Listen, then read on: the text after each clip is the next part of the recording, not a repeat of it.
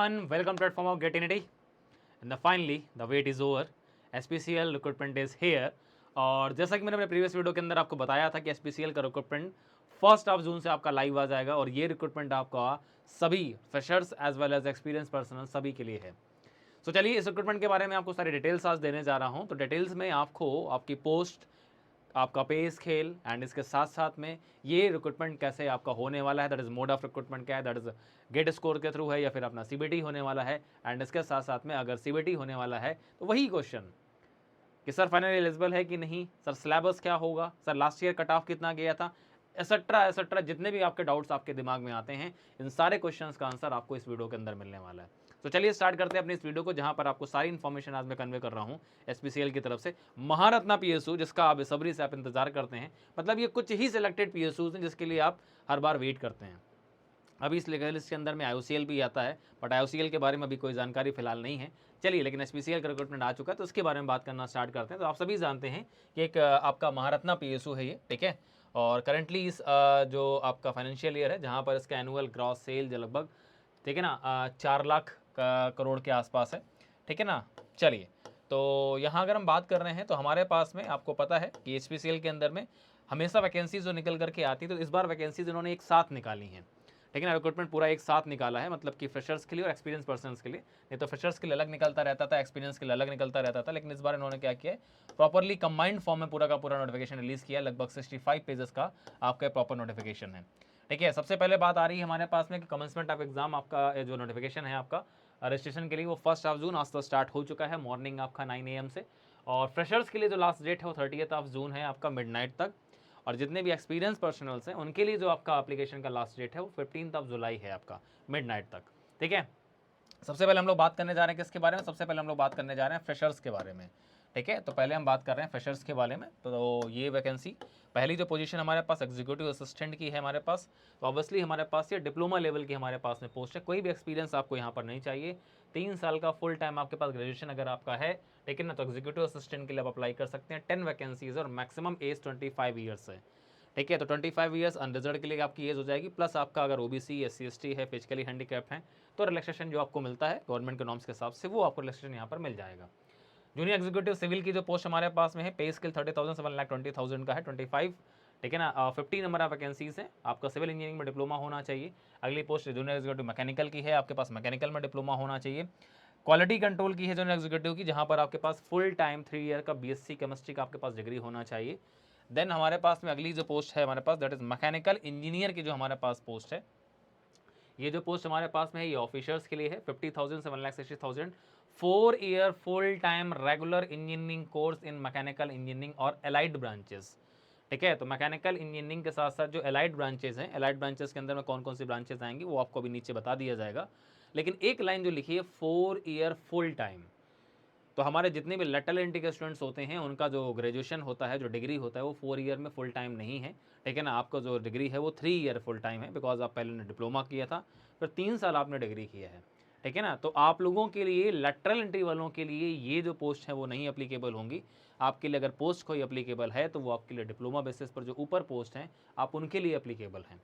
Lateral entry के students के लिए 4 ईयर जो रेगुलर कोर्स है ना, ये अप्लीकेबल आपका नहीं होता है, बिकॉज आपका जो डिग्री हो 3 ईयर में कंप्लीट हो रहा है, ठीक है. और यहाँ पर जो पोस्ट पहले हमारे पास मैकेनिकल के लिए हो, 98 नंबर ऑफ पोस्ट निकल करके आई, बहुत बल्क में वैकेंसीज है मैकेनिकल वालों के लिए.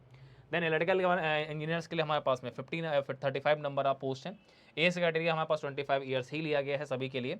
सिविल इंजीनियरिंग के लिए हमारे पास में 16 नंबर ऑफ पोस्ट हमारे पास में है. सिविल इंजीनियरिंग और एलाइड ब्रांचेस में आपके पास में डिग्री होना चाहिए. एलाइड ब्रांचेस कौन कौन सी है ये आपको भी आगे पता चल जाएगा. देन केमिकल इंजीनियरिंग में अगर बात कर रहा हूँ तो केमिकल इंजीनियरिंग में 26 नंबर ऑफ वैकेंसीज हैं. लास्ट ईयर से हमारे पास ये 4 टाइम वैकेंसीज निकल के आई हैं. लास्ट ईयर जो वैकेंसीज थी only 7 vacancies are there in 2024, और इस ईयर जो वैकेंसी निकली है केमिकल इंजीनियरिंग में वो 4 टाइम्स लगभग हैं. आपके 26 नंबर आपके पास पोस्ट हैं, ठीक है. और यहाँ पर जो मैक्सिमम एज 25 है आपके पास, फुल आपके पास टाइम डिग्री केमिकल इंजीनियरिंग या फिर एलाइड के अंदर कौन कौन सी ब्रांचेज आती है ये सब आपको मैं बता दूंगा अभी. देन हमारे पास चार्टर्ड अकाउंटेंट की जो पोस्ट हमारे पास में यहाँ पर 24 नंबर आप पोस्ट है. CA आपने अगर किया मिनिमम 3 टाइम आपके पास ग्रेजुएशन आपके पास होना चाहिए, ठीक है ना. ऑफिसर HR की हमारे पास जो पोस्ट है जहाँ पर 6 नंबर आप पोस्ट हैं, 6 हैं आपके पास. और यहाँ पर आपके पास जो डिग्री है हमारे पास में क्या है, that is full time 2 year का पोस्ट ग्रेजुएट आपके पास डिग्री होना चाहिए, लाइक MBA का डिग्री होना चाहिए, ठीक है ना। और ऑफिशियल इंडस्ट्रियल इंजीनियरिंग की अगर मैं बात कर रहा हूँ तो 2 ईयर्स का full time post graduate degree industrial engineering में होना चाहिए। इंडस्ट्रियल इंजीनियरिंग में आपका अगर एमटेक है लाइक, और 4 ईयर आपके पास फुल टाइम डिग्री होना चाहिए mechanical, electrical, instrumentation, chemical, civil में। तो अब काफ़ी सारे लोग होते हैं सर इंडस्ट्रियल इंजीनियरिंग का स्कोप क्या है, ठीक है ना। तो ये एक मल्टी डिसिप्लिनरी ब्रांच है जहाँ पर आपके पास अगर आपके पास एमटेक है प्लस आपका बीटेक अगर इनमें से किसी भी डिग्री में है तो आप इस फॉर्म के लिए अप्लाई कर सकते हैं। मैक्सिमम एज भी 27 ईयर्स लिया गया है, ठीक है ना। एज क्राइटेरिया भी यहाँ पर बढ़ा दिया गया 27 ईयर्स है, लेकिन पोस्ट मेरे पास सिर्फ और सिर्फ एक पोस्ट है, ठीक है ना।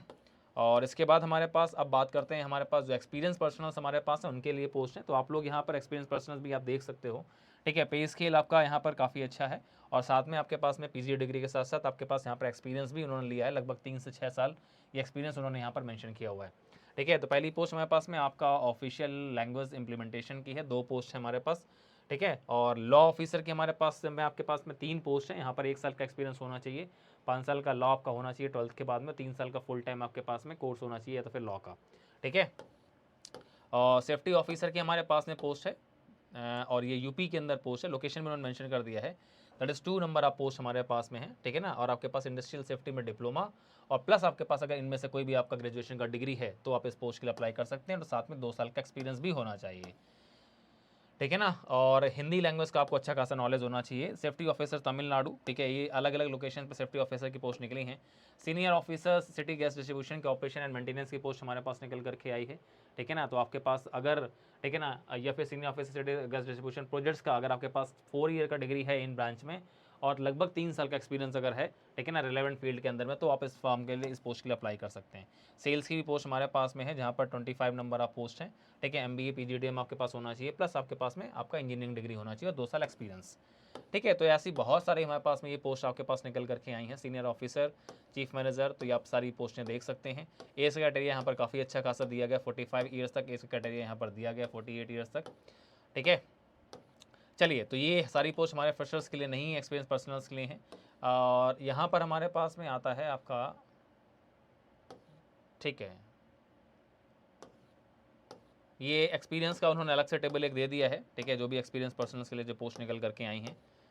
और यहाँ पर हमारे पास में अब आपका आता है जो इंजीनियरिंग डिसिप्लिन से, मतलब एलाइड ब्रांचेस की बात की जा रही थी, कौन कौन से इंजीनियरिंग डिसिप्लिन के लोग जो है ना, किस पर्टिकुलर ब्रांच के लोग जो है ना आपका पर्टिकुलर ब्रांच के अंदर में अप्लाई कर सकते हैं। लाइक मैकेनिकल के अंदर में अगर आपका डिग्री इन पर्टिकुलरली आपके पास डिसिप्लिन में है, ठीक है, mechanical automation, manufacturing science, mechanical engineering, integrated dual degree अगर आपके पास इनमें से किसी में है तो आप मैकेनिकल की जो पोस्ट निकल करके आई है ऑफिसर की, आप उसमें अप्लाई कर सकते हैं, यहाँ पर 98 पोस्ट हैं। इलेक्ट्रिकल इंजीनियरिंग में अगर आपके पास आपका डिग्री अगर इनमें से किसी भी अगर आपके पास डिसिप्लिन में है तो आप अप्लाई कर सकते हैं इलेक्ट्रिकल इंजीनियरिंग के लिए, राइट। इसके बाद इंस्ट्रूमेंटेशन इंजीनियरिंग की मैं बात कर रहा हूँ, तो इंस्ट्रूमेंटेशन में आपके पास में इनमें से अगर किसी भी आपका डिसिप्लिन में अगर आपका डिग्री है, ठीक है, तो आप इंस्ट्रूमेंटेशन इंजीनियरिंग के अंदर अप्लाई कर सकते हैं। बहुत सारे बच्चे लगातार कमेंट करते हैं बाद में वीडियोज़ में, सर मेरा ये है, अप्लाई कर सकते हैं कि नहीं। तो आप इसको ध्यान से देख लीजिए, अगर आपका कोई भी डिसिप्लिन इनमें से है तो आप इंस्ट्रूमेंटेशन, मैकेनिकल, इलेक्ट्रिकल में अप्लाई कर सकते हैं अपने एलाइट के हिसाब से।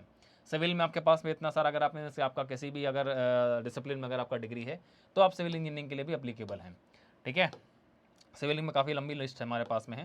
केमिकल के अंदर भाई साहब सिर्फ केमिकल इंजीनियरिंग, केमिकल टेक्नोलॉजी या फिर आपके पास इंटीग्रेटेड डुअल डिग्री जो केमिकल इंजीनियरिंग के अंदर है वही लोग अप्लाई कर सकते हैं। इस बार हमारे पास में इन लोगों ने पेट्रोकेमिकल इंजीनियरिंग वालों को मौका नहीं दिया है, नहीं तो HPCL के अंदर में हमारे पास हमेशा जो है ना पेट्रोलियम पेट्रोकेमिकल इंजीनियरिंग वालों को भी मौका मिलता था, जैसे कि IOCL में मिलता है। लेकिन इस बार HPCL ने पता नहीं ऐसा क्यों किया है, HPCL ने इस बार हमारे पास में पेट्रोकेमिकल इंजीनियरिंग वालों को चांस नहीं दिया है, ठीक है ना। लास्ट ईयर तक हमारे पास पेट्रोकेमिकल वालों को भी चांस मिल जाता था हमारे पास, बट इस बार उन्होंने सिर्फ केमिकल इंजीनियरिंग की ही बात की है। इंडस्ट्रियल इंजीनियरिंग के अंदर हमारे पास अगर आपका डिसिप्लिन में से कोई भी एक है तो आप अप्लाई कर सकते हैं। सिमिलरली डिप्लोमा के अंदर अगर आपका डिप्लोमा सर्टिफिकेट इनमें से किसी भी डिसिप्लिन के अंदर है तो आप डिप्लोमा के लिए भी अप्लाई कर सकते हैं, ठीक है ना। मिनिमम 65% मार्क्स आपको होने चाहिए और अनरिजर्व OBC के लिए, और 55% मार्क्स आपके SC ST फिजिकली चैलेंज के लिए होने चाहिए, ठीक है ना। ये खास ध्यान रखिएगा, मिनिमम मार्क्स आपके पास जो है क्वालिफाइंग डिग्री या डिप्लोमा के अंदर में। तो सारी पोजीशंस के लिए 65% है, CA के लिए केवल 50% है आपका NCA फाइनल एग्जामिनेशन में, ठीक है ना। बाकी आपका सब में 65% है। और जो जॉब प्रोफाइल आपके पास में है सभी पर्टिकुलर पोजीशंस के लिए, लाइक जैसे सबसे पहले असिस्टेंट एग्जीक्यूटिव की बात की जा रही है, उसमें आपका जॉब रोल क्या होगा, ठीक है। जूनियर एग्जीक्यूटिव सिविल की बात की जा रही है हमारे पास में, ठीक है। तो ये जॉब रोल आप देख सकते हैं, जूनियर एग्जीक्यूटिव मैकेनिकल की है हमारे पास में, ठीक है। देन क्वालिटी कंट्रोल है, देन हमारे पास में आपका जो इंजीनियर्स हमारे पास में होंगे उनका एक्चुअली हमारे पास में जॉब रोल क्या होगा, ठीक है। काफ़ी डिटेल में इसमें नोटिफिकेशन उन्होंने रिलीज़ किया है प्रॉपरली, तो आप इसको पढ़ सकते हैं इस PDF के थ्रू आप। चलिए अब आते हैं हम लोग अपने नेक्स्ट स्टेप की तरफ। वर्क एक्सपीरियंस उन्होंने मांगा है प्रोफेशनल्स के लिए, पर्टिकुलर पोजीशन के लिए किस पर्टिकुलरली वर्क का आपके पास रिलेवेंट फील्ड का एक्सपीरियंस होना चाहिए, तो ये चीज़ उन्होंने यहाँ पर मेंशन कर दी है। तो जो एक्सपीरियंस प्रोफेशनल्स हैं वो ये चीज़ें देख सकते हैं कि एक्चुअली किस फील्ड में आपको एक्सपीरियंस होना चाहिए।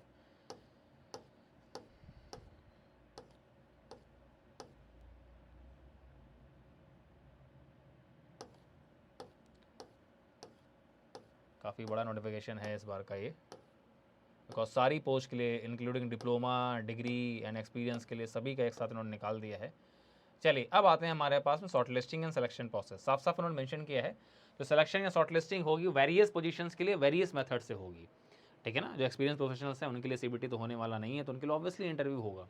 तो जो शॉर्ट लिस्टिंग हमारे पास में होगी वो आपका CBT होगा, रिटन टेस्ट होगा, नेट का स्कोर हो सकता है, typing test, group task, group discussion, psychometric assessment, skill test, personal interview, moot court, ठीक है ना। लॉ ऑफिसर्स के लिए है, फिजिकल फिटनेस एफिशिएंसी टेस्ट, ये सभी के लिए होगा।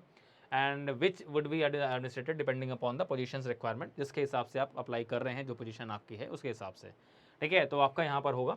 और जनरली हमारे पास जो CBT होगा, मैं CBT की अगर बात कर रहा हूँ, CBT जो आपका होगा वहाँ पर जनरल एप्टीट्यूड आपका होगा, उसके अंदर आपका इंग्लिश लैंग्वेज, क्वांटिटेटिव एप्टीट्यूड होगा, इंटेलेक्चुअल पोटेंशियल टेस्ट इसके क्वेश्चंस होंगे, एंड टेक्निकल प्रोफेशनल वाले से क्वेश्चंस आपको मिलेंगे अगर CBT आपका होगा। तो ऑब्वियसली जिस पोस्ट की मैं बात कर रहा हूँ ऑफिसर्स के लिए, इंजीनियर्स के लिए, वो पोस्ट हमारे पास जो है वो CBT के थ्रू ही फुलफिल की जाती है, ठीक है ना।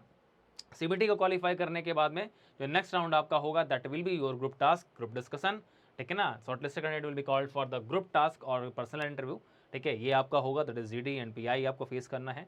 और मिनिमम आपके क्वालिफाइंग मार्क्स आपको सिक्योर करना होगा, जैसा कि है तो मैं आपको भी मिनिमम क्वालिफाइंग मार्क्स बता दूंगा कि CBT में कितने मार्क्स आपको चाहिए PI तक पहुंचने के लिए, फिर ओवरऑल CBT प्लस PI के का आपको टोटल लगभग कितने मार्क्स चाहिए आपको फाइनल सिलेक्शन के लिए, ठीक है ना, ताकि आप उनका कट ऑफ क्लियर कर सकें CBT प्लस PI के बाद, ठीक है, GD और PI के बाद में। चलिए तो ये हमारे पास में है। अब यहाँ पर पे स्केल जैसा कि आप लोगों ने देखा, मैंने पे स्केल आपका बताया 50,000 से 1,60,000, अप्रॉक्सीमेटली 17.72 लैक्स प्लस अलाउंसेस में ऐड नहीं है, प्लस आपके पास में अलाउंसेस जो है ना वो आपको मिलेंगे, ठीक है। तो ये खास करके ध्यान रखिएगा। तो जैसा कि बाकी हमारे पास महारत्ना PSUs हैं उसी के बराबर आपका ये पैकेज पहुँचता है, ठीक है। तो काफ़ी अच्छा पैकेज है, आप सभी जानते हैं। और ये सारे के सारे आपके अलाउंसेस रहते हैं, जितने अलाउंसेस आपके हैं CTC के बाद में, उसके बाद में मिनिमम बेस लेवल के बाद आपकी ये अलाउंसेस आपके आते हैं। सर्विस बॉन्ड आपको वहाँ पर एक साइन करना होगा। सर्विस बॉन्ड आपका अगर आपका 50,000 से 1,60,000 है, जनरल में 3 लाख का है, and EWS OBC SC ST में 50,000 का आपको एक बॉन्ड अमाउंट जो है ना वो आपको साइन करना होगा, ठीक है ना। रिटेंशन अमाउंट आपके पास में है 5,000 per month will be deducted for the retention amount of total emoluments of the first 12 month. आपका 5,000 आपका जो भी पे होगा उससे आपका जस्ट डिडक्ट होगा फर्स्ट ईयर तक, ठीक है ना। And 8,000 permanent retention amount total amount of the first 12 month during the probation period, ठीक है। तो ये अलग अलग पोस्ट के लिए है, आपके पे स्केल के अंदर आते हैं, उसके हिसाब से आपका जो अमाउंट डिडक्शन अमाउंट होगा वो आपका कट होगा, ठीक है ना। और ये आपको 3 साल के बाद विद इंटरेस्ट जो है ना वो आपको पे कर दिया जाएगा, ठीक है। और यहाँ पर आता है आपका एक मेडिकल एग्जाम भी होगा। मेडिकल एग्जाम का जनरली जो होता है वो आप GD और PI अगर क्वालिफाई कर जाते हैं तो उसी दिन आपका मेडिकल भी हो जाता है, ठीक है ना। ये एक अच्छी चीज़ है, आपको मेडिकल के लिए बाद में नहीं जाना पड़ता। GD अगर आप क्वालिफाई करेंगे, ध्यान रखिएगा ये सारे के सारे राउंड एलिमिनेटिंग राउंड होते हैं, ठीक है ना। अगर आप GD क्वालिफाई नहीं करते हैं तो आप PI तक नहीं पहुँचेंगे, अगर आप PI क्वालिफाई नहीं करते हैं तो आप मेडिकल एग्जाम तक नहीं पहुँचेंगे। तो HPCL के सारे राउंड जो होते हैं एलिमिनेटिंग राउंड होते हैं, ये खास करके ध्यान रखिएगा, ठीक है। चलिए और अब आता है प्लेसमेंट पोस्टिंग। तो वो आपका SPCL के जो भी हमारे पास रिफाइनरीज है, बेसिकली हमारे पास में मुंबई और दूसरा विशाख रिफाइनरीज हमारे पास में है, तो पोस्टिंग आपकी इन्हीं दो रिफाइनरीज में कहीं भी हो सकती है, ठीक है ना। और रिलैक्सेशन जैसा कि मैंने आपको बताया था कि आपका रिलैक्सेशन जो भी आपका कैटेगरी है उसके हिसाब से रिलैक्सेशन आपको मिल जाता है, ठीक है। यहाँ पर उन्होंने कैटेगरी वाइज वैकेंसी अब यहाँ पर डिस्ट्रीब्यूट की है। तो हमारे पास जैसे कि आपने देखा हमारे पास टोटल वैकेंसी आपको दिखी हमारे पास में सारे ब्रांचेस की, like mechanical, civil, electrical, instrumentation की, वो टोटल वैकेंसी दिखी। अब उन्होंने क्या किया, कैटेगरी वाइज डिस्ट्रीब्यूट कर दिया। तो हमारा जो पे स्केल था 50,000 से 1,60,000 का, तो इसके अंदर में हमारे पास जो भी पोस्ट हैं टोटल उनमें 36 पोस्ट SC की हैं, ST की 22 हैं, OBC की हमारे पास में 40 हैं, EWS की 21 है और नजर के 25 पोस्ट हैं। जितनी भी हमारे पास में इस पे स्केल के पोस्ट थी उन सभी का एक साथ डिस्ट्रीब्यूशन यहाँ पर किया गया है। तो पर्टिकुलर हमारे पास में ब्रांच वाइज कितनी वैकेंसीज हैं किस पर्टिकुलरली कैटेगरी के लिए, ये अभी जस्टिफाई आप नहीं कर पाएंगे, बिकॉज ये टोटल उन्होंने ओवरफॉल जो है ना वो हमारे पास में क्या है यहाँ पर किया है। और ये हमारे पास में है आपका एक्सपीरियंस प्रोफेशनल्स के लिए, ठीक है। चलिए, तो इस फॉर्म को बहुत ही आप केयरफुली फिलअप करिएगा, सर्टिफिकेट सारे लेटेस्ट अपलोड करिएगा और अपने लेटेस्ट सर्टिफिकेट सारे रेडी रखिएगा। अब हमारे पास क्वेश्चन आता है, चलो तो ये सारी चीज़ें आप पढ़ सकते हैं, ठीक है।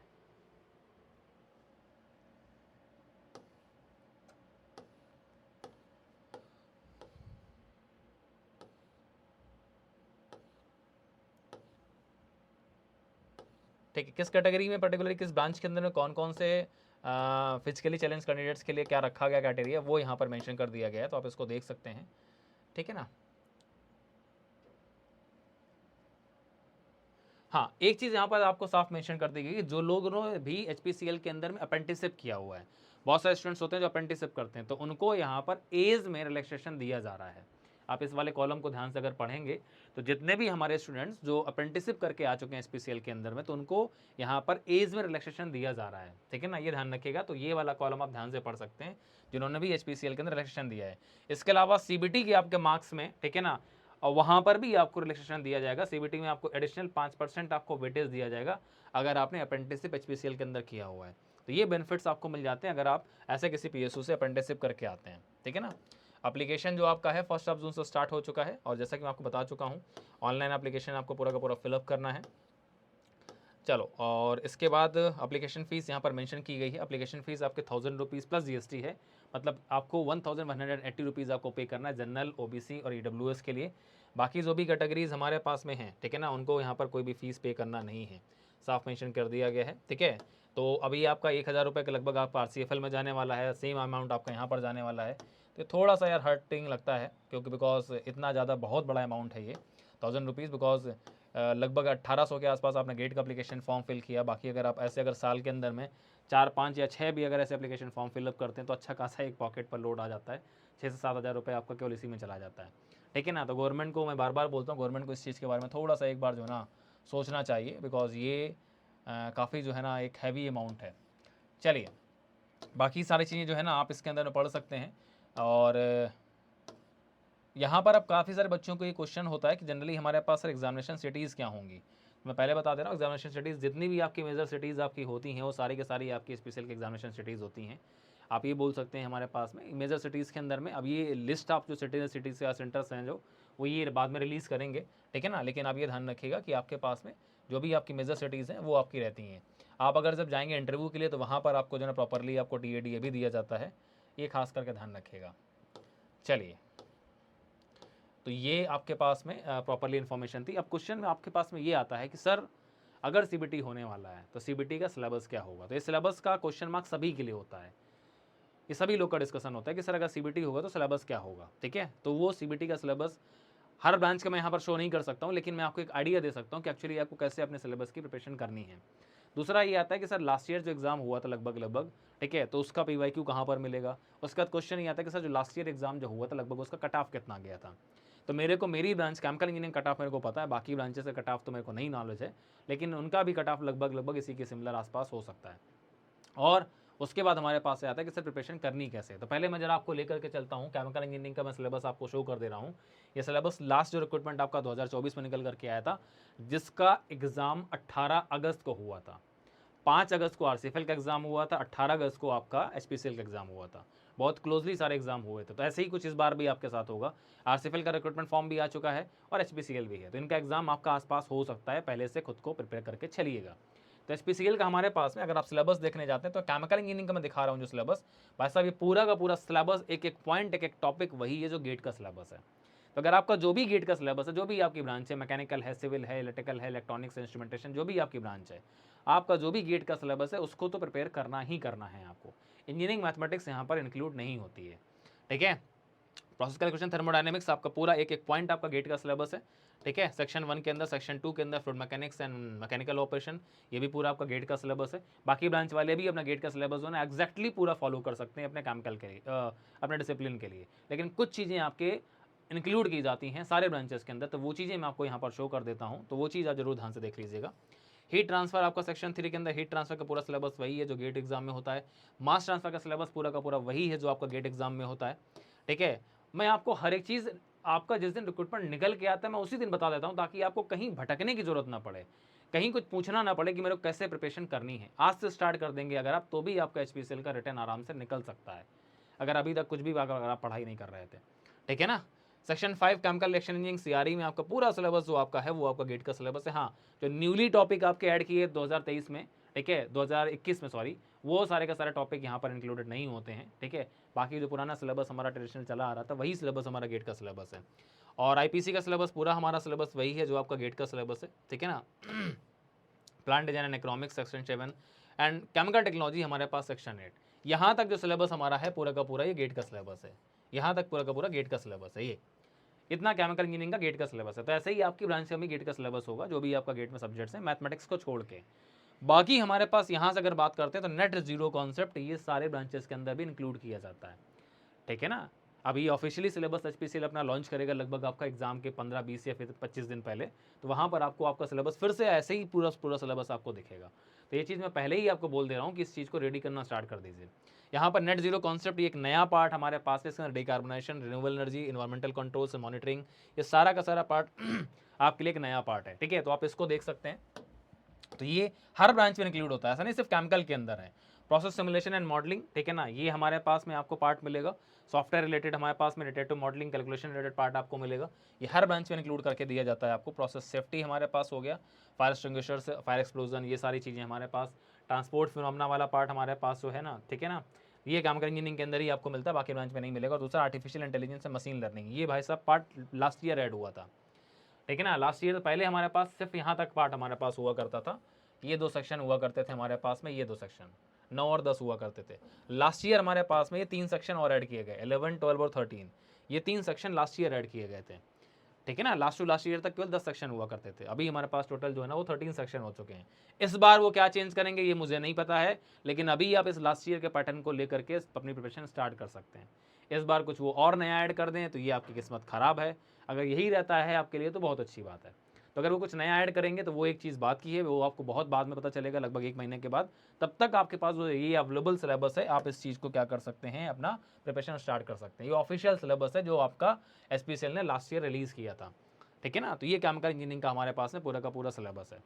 ठीक है, अब क्वेश्चन हमारे पास में आता है कि सर लास्ट ईयर का क्वेश्चन पेपर, तो जरा लास्ट ईयर क्वेश्चन पेपर मैं आपको दिखा दे रहा हूँ। मैंने बोला ना 18 अगस्त को लास्ट ईयर हमारा एग्जाम हुआ था, यहाँ पे आपको डेट दिख रही होगी, 18 अगस्त को हमारा लास्ट ईयर जो है ना वो एग्जाम हुआ था। ठीक है, चलिए, तो केमिकल इंजीनियरिंग का ये पेपर मेरे पास अवेलेबल है। बाकी ब्रांचेस का अगर आप सर्च करेंगे तो आपको आपकी ब्रांच का पेपर भी मिल जाएगा। इंग्लिश लैंग्वेज पहले क्वेश्चन मेरे पास मिलेंगे। ठीक है, क्वेश्चन पेपर का जो पैटर्न रहता है वो वही रहता है, 85 क्वेश्चन टेक्निकल, 85 नॉन टेक्निकल। 85 जो नॉन टेक्निकल आते हैं उसके अंदर हमारे पास में इंग्लिश, दूसरा हमारे पास में जनरल एप्टीट्यूड, और हमारे पास इंटेलेक्चुअल पोटेंशियल टेस्ट, ये 3 सेक्शंस आपको मिलते हैं 85 में, और बाकी 85 क्वेश्चंस टेक्निकल के होते हैं। इंग्लिश के हमारे पास देखेंगे, पहला सेक्शन हमारे पास इंग्लिश का है। इंग्लिश में हमारे पास में क्वेश्चंस आपको मिलेंगे सारे के सारे। ठीक है, ये पेपर अगर आपको चाहिए होगा तो ये आपको पेपर मॉक टेस्ट के फॉर्म में आपको अवेलेबल हो जाएगा विद डिटेल्ड सॉल्यूशन। ठीक है, तो वो चीज़ आपको वहाँ से मिल जाएगी, आपको यहाँ वहाँ कहीं भागने की जरूरत नहीं है। ऐसे क्वेश्चन सॉल्व करके आपको कुछ नहीं मिलेगा। अगर आप प्रॉपरली अगर आप क्वेश्चन पेपर के फॉर्म में, मॉक के फॉर्म अगर आप सॉल्व करेंगे तो वहाँ पर टाइमर होगा, कैलकुलेटर आपका नहीं होता इस पेपर के अंदर में। ठीक है ना, तो ये सब कुछ आपको है ना प्रॉपरली मॉक के फॉर्म में मिल जाएगा। तो 17 क्वेश्चन आपको इंग्लिश के मिलेंगे, 17 क्वेश्चन आपके इंग्लिश के हैं। फिर आपके पास में आपका सेक्शन स्टार्ट हो गया क्वान्टिटेटिव एप्टीट्यूड का, इसके भी आई थिंक मुझे लग रहा है 17 क्वेश्चन ही होते हैं।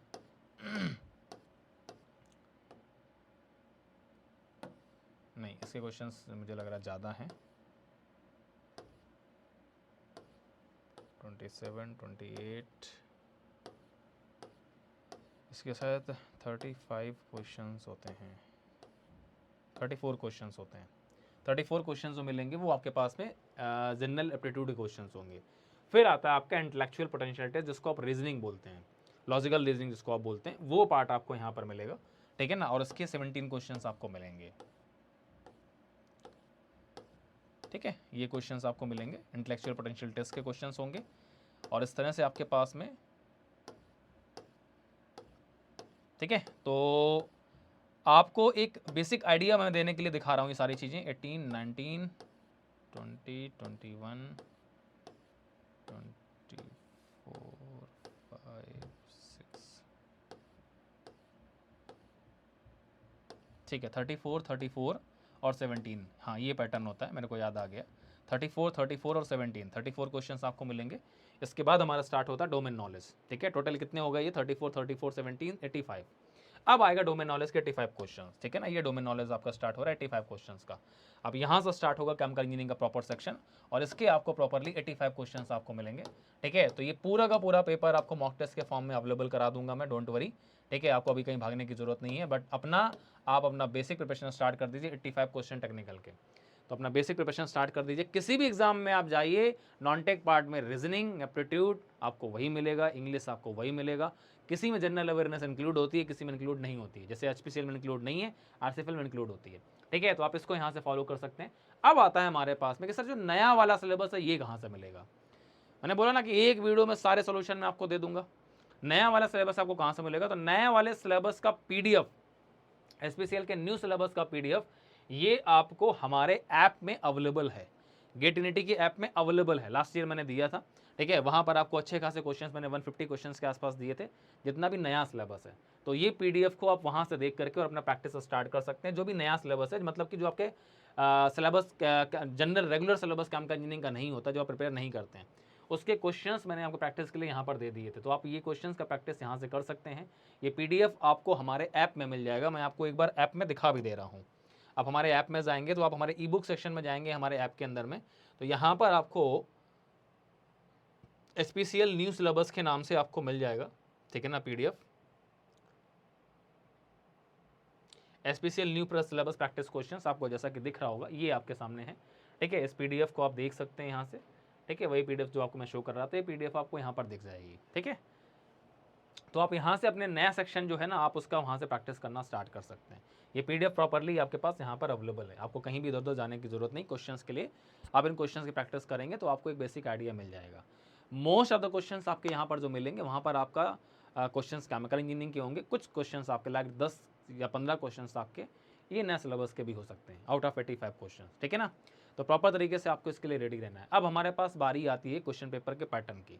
तो यहाँ पर हमारे पास ये जो क्वेश्चन पेपर का पैटर्न है वो क्या रहता है, तो वो चीज़ मैं आपको शो करता हूँ। हमारे पास में, आपके पास, हम लोगों ने एचपीसीएल के लिए भी टेस्ट सीरीज लॉन्च कर दी है। ठीक है ना, आपको कहीं कुछ भी भटकने की जरूरत नहीं है। तो आपको मैं पैटर्न शो कर देता हूँ एचपीसीएल के एग्जाम का पेपर का पैटर्न। 85 क्वेश्चन तो पता चल गए। अब आता है हमारे पास पैटर्न क्या रहता है। ठीक है ना, तो पैटर्न मैं आपको शो कर देता हूँ। ठीक है, 399 रुपीज़ में अभी अर्ली बर्ड ऑफर में आपके पास में टेस्ट सीरीज अवेलेबल है।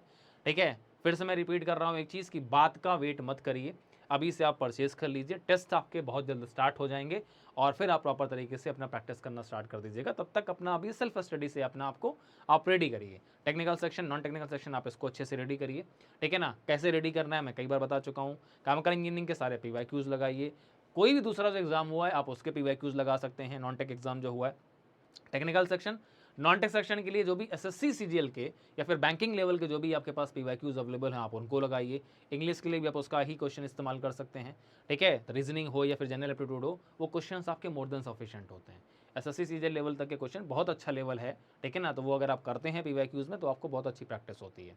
तो वो पीवाईक्यूज आप लगा सकते हैं। तो 399 रुपीज़ में अभी आपके पास स्पेशल सीरीज जो है ना, वो हम लोगों ने लॉन्च कर दी है। चलिए, तो मैं आपको एक बार पैटर्न शो कर दे रहा हूँ कि क्या एक्चुअली हमारे पास में पैटर्न रहेगा। 170 क्वेश्चंस आपको मिलेंगे 150 मिनट्स के अंदर। एक क्वेश्चन आपका जो होगा वो 1 मार्क का होगा और हर क्वेश्चन में 0.25 की नेगेटिव मार्किंग आपकी होगी।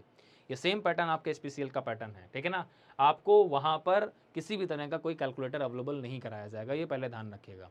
मतलब सारे जितने भी क्वेश्चंस आएंगे वो basic fundamental formula based questions होंगे, कॉन्सेप्चुअल क्वेश्चंस होंगे। कैलकुलेशन बहुत बड़ी बड़ी नहीं होगी। ठीक है ना, बेसिक कैलकुलेशन हो सकती है, समेशन, सब्सट्रैक्शन, डिवीजन, मल्टीप्लिकेशन, ये आपको मिल सकता है। बाकी आपको लॉग लेना है, एक्सपोनेंशियल लेना है, ऐसा कोई भी कैलकुलेशन आपको वहाँ पर नहीं मिलेगा। ठीक है, तो आपको अपने आप को इस तरह से रेडी करिएगा। तो ये टेस्ट सीरीज आपकी हम लोगों ने लॉन्च कर दी है। ठीक है ना, आप जा करके इसको परचेज कर सकते हैं और खुद को प्रैक्टिस के लिए रेडी कर सकते हैं। इसका एग्जाम भी लास्ट ईयर 18 अगस्त को हुआ था। मैं पहले बता दे रहा हूँ, इसका एग्जाम भी अगस्त में होगा। ठीक है, ये काफ़ी सारे लोग कंफ्यूज होते हैं, बार बार क्वेश्चन करते हैं सर कब होगा, तो इसका एग्जाम भी आपका अगस्त में होगा। अब बारी आती है कि sir last year cut off कितना गया। तो लास्ट ईयर का कट ऑफ मैं आपको बता दे रहा हूँ। लास्ट ईयर जो सीबीटी एग्जाम हुआ था उसमें जनरल कैटेगरी का जो कट ऑफ था वो आउट ऑफ हमारे पास में 170 मार्क्स, ठीक है ना, पूरा पेपर 170 मार्क्स का हुआ, 85 प्लस 85 170 हो गया।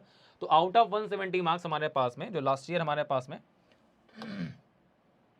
तो लास्ट ईयर हमारे पास जो कट ऑफ गया था आपका वो हमारे पास में था, मैं मेंशन कर दे रहा हूँ, ठीक है। जनरल कैटेगरी जो थी हमारे पास, जनरल कैटेगरी का जो कट ऑफ था वो 128 था। ओबीसी का जो कट ऑफ मार्क्स था हमारे पास में ओबीसी का हमारे पास 126 था, ठीक है ना। ईडब्ल्यूएस का जो हमारे पास में था वो 118 था, ठीक है ना। और एससी कैटेगरी का जो हमारे पास में था वो हमारे पास में था 100 एंड ये एग्जैक्टली मेरे को ध्यान नहीं है, ये बिल्कुल तीनों सही हैं, ये लगभग आपका 109 के आसपास था, ठीक है ना। ये 109 या 110 के आसपास था। और एसटी का हमारे पास जो था वो हमारे पास में आपका लगभग 95 या 98 के राउंड था, ऐसा कुछ था, ठीक है ना। इन दोनों का एग्जैक्टली मेरे को ध्यान नहीं है, ये दोनों बिल्कुल 100% करेक्ट है, ठीक है ना। ये स्टूडेंट से मैंने डेटा लिया था तो उसके बेसिस पर है। General category 128, OBC 126, EWS 118, SC ST का 109, मतलब 100 के आसपास था इन लोगों का, ठीक है। एससी एसटी का हमारे पास में ये लास्ट ईयर का कट ऑफ है, सीबीटी क्वालिफाई करने का कट ऑफ है, पीआई तक पहुंचने का कट ऑफ है ये, ठीक है ना। इसके अलावा जो फाइनल सिलेक्शंस हुए हैं, जो फाइनल सिलेक्शन हुए हैं आफ्टर सीबीटी एंड पीआई, वो सिलेक्शन कितने मार्क्स पर हुए हैं वो चीज़ मैं आपको एक बार बता दे रहा हूँ कि वो सिलेक्शन एक्चुअली कितने मार्क्स पर हुए हैं, ठीक है। जो फाइनल सिलेक्शन जो हमारे पास हुआ है लास्ट ईयर, जो फाइनल सिलेक्शन हमारे पास हुआ है लास्ट ईयर, ठीक है ना, वो हमारे पास में आपका अनरिजर्व्ड जो हमारे पास हुआ है, जो फाइनल सिलेक्शन जो कट ऑफ हमारे पास, ठीक है ना, ये कट ऑफ मार्क्स है, जिसने भी ये मार्क्स अचीव किया है उसका फाइनल मेरिट लिस्ट में नाम था, वो था 124.75, ठीक है ना। और ओबीसी का था हमारे पास में 117.75, ये ओबीसी का था हमारे पास। और ईडब्ल्यूएस का था हमारे पास में 109, ईडब्ल्यूएस का 109 था। एससी कैटेगरी का जो हमारे पास फाइनल सिलेक्शन जो हुआ था दैट इज़ 111.75, ये फाइनल सिलेक्शन। और एसटी कैटेगरी का जो हमारे पास सिलेक्शन हुआ है वो 96.75 पे, ये फाइनल सिलेक्शन वाले कट ऑफ हैं आफ्टर सीबीटी एंड पीआई, ठीक है ना। तो आपको अब ये चीज़ समझ में आ जानी चाहिए कि एक्चुअली किस तरह मार्क आपको लाना है, ठीक है। याद रखिएगा सीबीटी का वेटेज वैसे ही 80% के आसपास रहता है, 85%, और आपका इंटरव्यू का वेटेज 15% का। तो आपको अपना कट ऑफ जो है ना, अगर अनरिजर्व कैटेगरी की बात करें, ईडब्ल्यूएस की बात करें, ओबीसी की बात करें, एससी एसटी की बात करें, तो आपका कट ऑफ इस रेंज में था जिसका फाइनल ईयर में लास्ट ईयर हमारे पास जो सिलेक्शन हुआ है, ठीक है ना। तो ये पूरी इन्फॉर्मेशन आपको मिल चुकी है एचपीसीएल की तरफ से। उम्मीद करता हूँ कि यहाँ पर आपको सारा का सारा जो है ना data, confusions, details, PYQs, syllabus, exam pattern, ये सब कुछ क्लियर हो चुका होगा। इसके बाद भी अगर आपके कोई डाउट्स अगर रह जाते हैं तो आप इस वीडियो कमेंट बॉक्स में जाकर के कमेंट कर सकते हैं, उनका आंसर आपको कर दिया जाएगा, ठीक है ना। और सीबीटी के लिए प्रॉपर तरीके से प्रिपरेशन स्टार्ट कर दीजिए। आपका टेस्ट सीरीज लॉन्च कर दी गई है, अर्ली बर्ड ऑफर में आप परचेज कर लीजिए, नहीं तो बाद में कॉस्ट जब बढ़ जाता है फिर आप लोगों को लगता है कि यार कॉस्टली है, ठीक है ना। और ये याद रखिएगा कि गेट इनिटी की जो टेस्ट सीरीज़ है उससे हमेशा आपके जो है ना 70% तक क्वेश्चंस आपके सिमिलर क्वेश्चंस आपको आपके एग्जाम में मिलते हैं, ठीक है ना। तो बेस्ट के साथ में मूव करिए, बेस्ट प्रैक्टिस के साथ मूव करिए और खुद को प्रिपेयर करिए। उम्मीद यही करता हूँ कि आप लोगों का एग्जाम, सारे एग्जाम आने वाले जो एग्जाम होंगे उसमें हम आपको वो चीज़ प्रोवाइड कर पाएँ जिस चीज़ के लिए आप लगातार यहाँ वहाँ भटकते रहते हैं, ठीक है। So thank you everyone, good bye, take care, best of luck, मस्त रहिए, स्वस्थ रहिए, अच्छे से प्रिपरेशन करते रहिए, बिकॉज ये सिर्फ अभी 2 एग्जाम है और ऐसे बहुत सारे एग्जाम अभी आपको आगे फेस करना है, ठीक है ना। तो thank you and take care, best of luck.